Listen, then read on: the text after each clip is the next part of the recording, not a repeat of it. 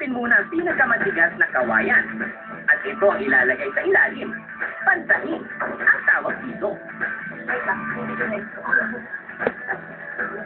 Yan. Yan ang magiging ano niya, preno niya. Tatali ka dito.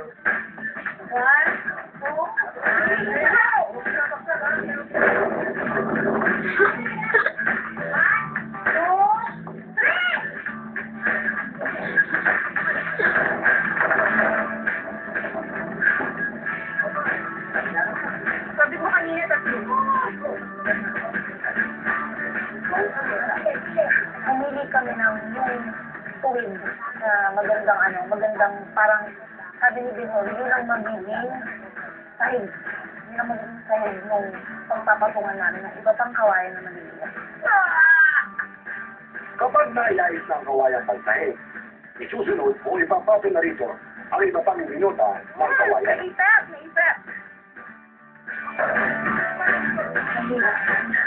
Kasi baka mamaya, alam mo yun, pag-load, baksakan ka, ang dami pa palang process, marami pang pagdadaanan, bago talaga masabing, tama yung ginagawa mo, tama yung pagpapatas mo ng kawayan, hindi lang siya simpleng ganon, hindi lang akala natin pag tinitingnan natin, napakasirap.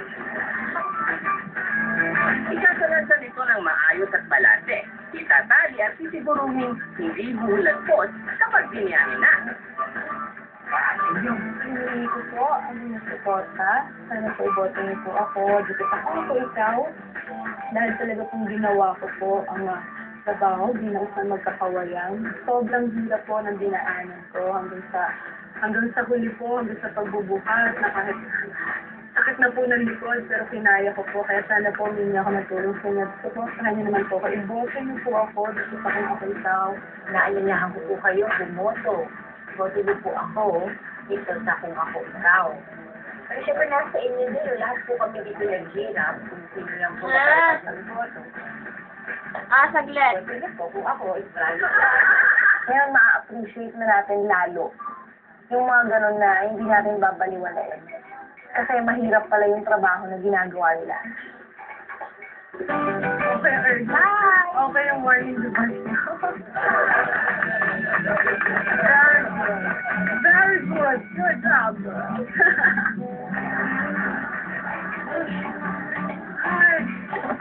Pagkatapos ng lahat na ginawa ng ating mga celebrity, ito, sino talaga yung mga papasal sila isang celebrity magkakawayan sila.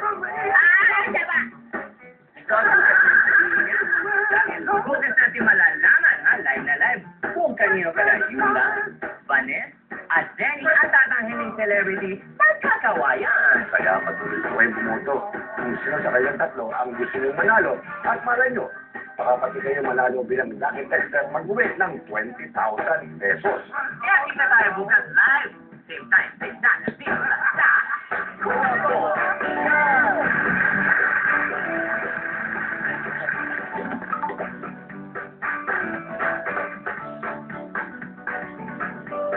Lahat naman ng bagay determinado.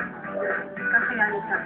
Lalo na kung kumakala may sikmura, no, wala nang pakialam kung masakit, kung masasaktan yung kamay mo, kung gaano kahirap.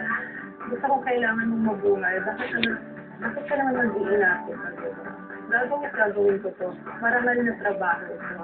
Proud ako sa mga magkakawayan dahil kinakaya nila yung ganito. Makikita mo talaga sa kamay nila kung gaano sila hirap magtrabaho, kung gaano kahirap yung trabaho ginagawa nila.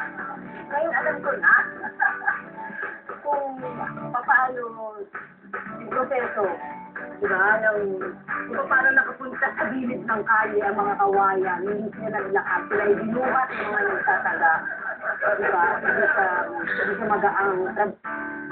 Na-enjoy mo ang challenging